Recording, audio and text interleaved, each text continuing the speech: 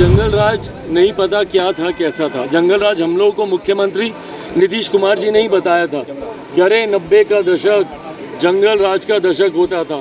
पिछले विधानसभा के चुनाव में कैसे घूम घूम कर बताते थे कि जाओ जाकर पूछो अपने बाप दादा से 15 साल पहले का बिहार कैसा था।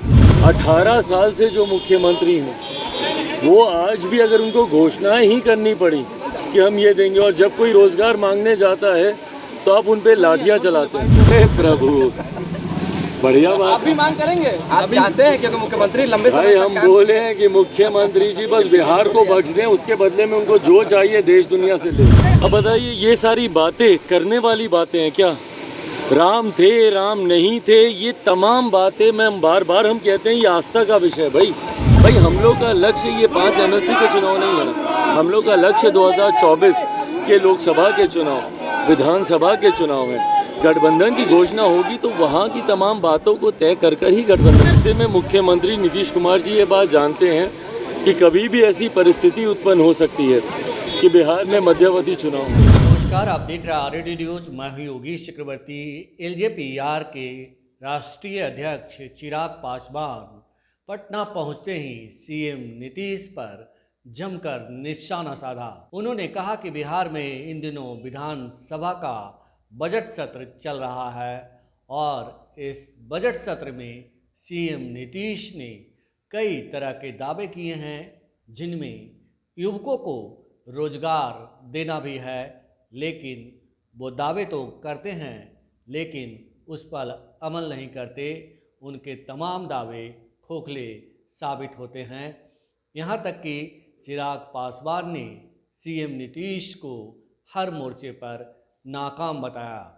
यही नहीं, चिराग पासवान ने मानस के मसले को लेकर आरजेडी और हम पार्टी दोनों पर ही निशाना साधा और कहा कि ये सनातन धर्म पर जो है हमला देश की जनता बर्दाश्त नहीं करेगी।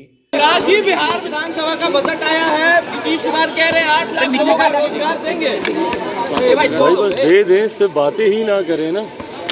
20 लाख की इन्होंने बात कर रखी है। देखिए, सिर्फ घोषणाएं करने से चुनावी वर्ष में मुख्यमंत्री जी जान रहे हैं कि कभी भी बिहार में चुनाव होंगे, और कभी भी इसीलिए होंगे क्योंकि जिस तरीके से इनके घटक दल ही इनके ऊपर दबाव बना रहे हैं। तो ऐसे में मुख्यमंत्री नीतीश कुमार जी ये बात जानते हैं कि कभी भी ऐसी परिस्थिति उत्पन्न हो सकती है कि बिहार में मध्यावधि चुनाव हो। ऐसे में सिर्फ घोषणाएं करना कि हम इतने लाख को ये देंगे तो उतने लाख को हम वो देंगे।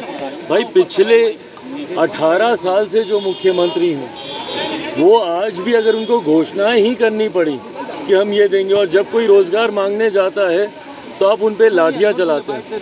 भाई हम लोग तो स्वागत करेंगे अगर आप सही में जो बातें आप कह रहे हैं, अगर आप उन बातों को पूरा कर दें तो हम लोगों से ज़्यादा खुशी और किसी को नहीं होगी। पर ये बातें आपकी सिर्फ बातें रह जाती हैं, इसीलिए बिहार की जनता आपके ऊपर विश्वास नहीं कर पाती। आपराधिक घटना बढ़ गई है, रामचरितमानस लेके आते हैं तो कोई राम पे सवाल खड़ा कर रहे हैं, सदन में आते हैं तो कोई हनुमान। अब बताइए, ये सारी बातें करने वाली बातें हैं क्या? राम थे राम नहीं थे, ये तमाम बातें मैं बार बार हम कहते हैं ये आस्था का विषय है। भाई जो चीज़ आपके लिए सबसे ज़्यादा महत्वपूर्ण हो सकती है संभवतः वो दूसरे व्यक्ति के लिए नहीं होगी। छोड़ दीजिए ना उस व्यक्ति की आस्था पर, क्यों किसी की भावना को आप ठेस पहुंचा रहे हैं? एक राजनीतिक दल होने के नाते सबकी भावनाओं का सम्मान करना आपका उत्तरदायित्व बनता है, और राजनेता होने के नाते जनता की सेवा करना आपका काम है ना कि इस तरीके की बातों को उछालकर किसी की भावना को ठेस पहुंचाना। क्या मिल जाएगा भैया ये सारी बातें बोल के कि राम बड़े थे रावण बड़े थे? ये तमाम बातें करने का औचित्य क्या है, मतलब क्या है? आज की तारीख में भैया आप एक सरकार का हिस्सा हैं। आप लोगों को बेहतर स्वास्थ्य, बेहतर शिक्षा, बेहतर रोजगार कैसे दें, अपराध से कैसे आप लोगों को सुरक्षित रखें, ये जिम्मेदारी है ना आपकी। पूर्व मुख्यमंत्री रह चुके हैं आप, एक बड़ी जिम्मेदारी है आपकी। ऐसे में बिना मतलब की इस तरीके की बातों को कुरेद कर समाज में एक असंतोष पैदा करना कतई जायज़ नहीं। जेडीयू ने कल सदन में मांग आरजेडी नेता का अपहरण के बाद सवाल कानून व्यवस्था पूछ रहे हैं। हालांकि वो डॉक्टर भी लापता है, डॉक्टर संजीव भी अब तक नहीं मिले हैं। एक बार फिर से कहा जा रहा है कि भाई लालू यादव जंगल राज वापसी हो गई, किडनैपिंग शुरू हो भाई गई। देखिए, जंगल राज नहीं पता क्या था कैसा था। जंगल राज हम लोगों को मुख्यमंत्री नीतीश कुमार जी ने ही बताया था कि अरे 90 का दशक जंगल राज का दशक होता था। पिछले विधानसभा के चुनाव में कैसे घूम घूम कर बताते थे कि जाओ जाकर पूछो अपने बाप दादा से 15 साल पहले का बिहार कैसा था। भाई आज की तारीख में जो 20 साल 25 साल 30 साल 35 साल का युवा उसको नहीं पता और उसको नहीं फ़र्क पड़ता कि 15 साल 20 साल पहले का बिहार कैसा था। उसको फ़र्क इस बात से पड़ता है कि आज का बिहार कैसा है। और आज की तारीख में जो जंगल राज है, आए दिन आपराधिक घटनाएं जैसी घट रही हैं, ये अपने में दर्शाता है कि अगर सही मायनों में जंगल राज की कोई परिभाषा है तो वो आज की मौजूदा परिस्थिति। सदन में कल नीतीश कुमार को नोबेल पुरस्कार देने की मांग उठाई थी। अरे प्रभु, बढ़िया बात। आप भी मांग करेंगे? आप चाहते हैं क्योंकि मुख्यमंत्री लंबे भाई समय हम बोले हैं कि मुख्यमंत्री जी बस बिहार को बख्श दें, उसके बदले में उनको जो चाहिए देश दुनिया से ले लें।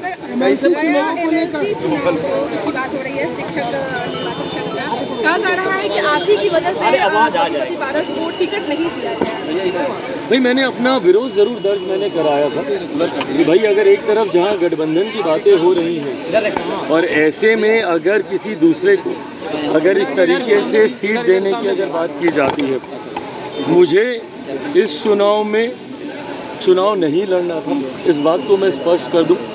मात्र एक सीट को लेकर मैंने पहले भी कहा है कि एनडीए से गठबंधन की चर्चाएं चल रही हैं, पर जब तक तमाम बातें क्लियर नहीं हो जाती, Bihar first Bihari first vision document को लेकर हो, लोकसभा की सीटों को लेकर हो, विधानसभा की सीटों को लेकर हो, तब तक किसी भी तरीके की गठबंधन की घोषणा करने का मतलब नहीं। और ऐसे में मात्र एक सीट पर चुनाव लड़ने के लिए या 2 सीटों पर चुनाव लड़ने के लिए एमएलसी की मैं गठबंधन की घोषणा कर दूं, ये पार्टी का फैसला कभी था ही नहीं। तो इन चुनाव में हम लोगों ने चुनाव नहीं लड़ना था, ये बात पूरी तरीके से स्पष्ट थी। बट हाँ, जिन लोगों ने पार्टी को धोखा दिया है, उन लोगों को गठबंधन में रखकर उन लोगों को चुनाव लड़ाकर गठबंधन की बातें आगे बढ़े, ये भी संभव नहीं। तेजस्वी यादव को लगातार समन भेजा जा रहा है, लेकिन वो तेजस्वी यादव को लगातार समन भेजा जा रहा है, लेकिन वो हाजिर नहीं है। 25 तारीख को हाजिर होने की फिर से बात कही गई। लगता है कि डर है कि पर मुझे लगता है ये एक न्यायिक प्रक्रिया का हिस्सा है। मैं बार मैं इस बात को मानता हूँ कि अगर आपके पास आपने कुछ गलत नहीं किया तो आपके पास डरने के लिए या कुछ छुपाने की कोई वजह नहीं होगी। न्यायिक प्रक्रिया है, अगर आप सही हैं तो उतनी ईमानदारी से आप बाहर भी आएँ। आप समर्थन में हैं और आपकी वजह से चिराग पासवान को टिकट नहीं मिला, तो ये रिश्ता क्या कहलाता है बीजेपी के साथ?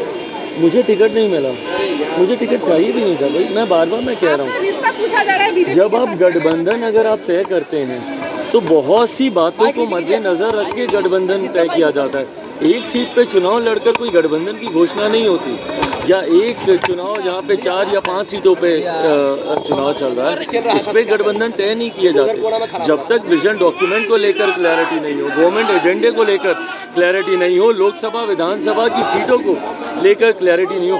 भाई हम लोग का लक्ष्य ये 5 एमएलसी के चुनाव नहीं है, हम लोग का लक्ष्य 2024 के लोकसभा के चुनाव, विधानसभा के चुनाव है। गठबंधन की घोषणा होगी तो वहाँ की तमाम बातों को तय कर ही गठबंधन की घोषणा। अंतिम सवाल है, बैठक हुआ है दिल्ली में आप लोगों की, कहा जा रहा है कि अब आप लोग अपनी समीक्षा की है कि अब हम लोग मतलब पूरे ये में चुनाव लड़ सकते हैं, क्या कुछ समीक्षा में बाहर निकला है? बिल्कुल, राष्ट्रीय परिषद की बैठक दिल्ली में बुलाई गई थी।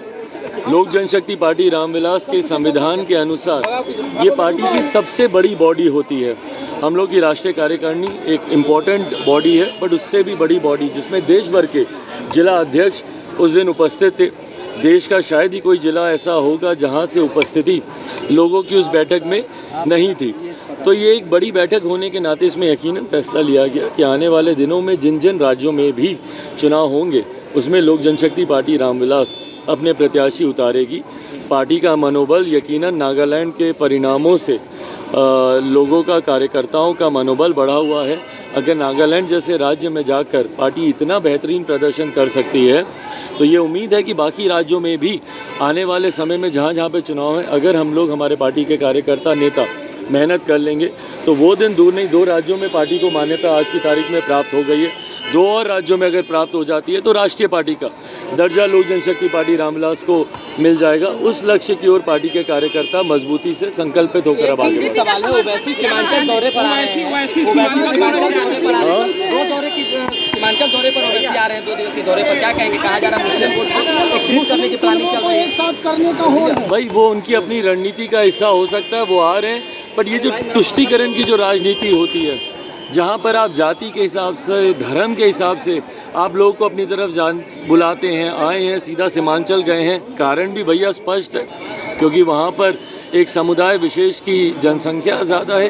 ये तुष्टीकरण की राजनीति का मैं कभी भी समर्थक नहीं रहा हूँ। अगर आपको किसी भी राज्य की या अगर ओवरऑल अगर आपको बिहारियों की या भारतीयों की भलाई या विकास की बात करनी है तो आपको सबको साथ लेकर चलना होगा।